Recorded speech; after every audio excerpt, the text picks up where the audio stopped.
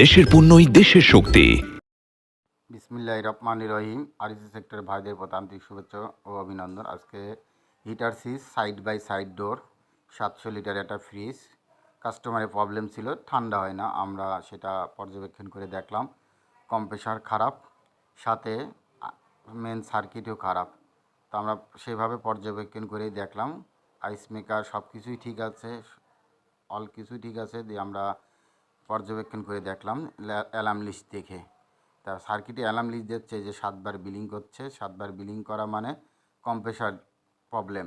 তা কম্প্রেসারও প্রবলেম, সাথে IPM আইসিউর problem. Compressor on হয়েই সামান্য পরিমাণ এই যে অন হয়েই বন্ধ হয়ে যাচ্ছে, এবং condenser evaporator fan, cooling fan দুইটাই চলছে, শুধু আপনার কম্প্রেসার বন্ধ হয়ে চলে যাচ্ছে। তা আমরা কম্প্রেসার টেস্টের মাধ্যমে, ডিভাইসের মাধ্যমে দেখলাম যে কম্প্রেসার ঠিক আছে। তা ধন্যবাদ, সাথে থাকবেন। নতুন নতুন ভিডিও দেখে উৎসাহ বৃদ্ধি পাবে আপনাদের, নতুন যারা আছে তাদের জন্য। ধন্যবাদ সবাই।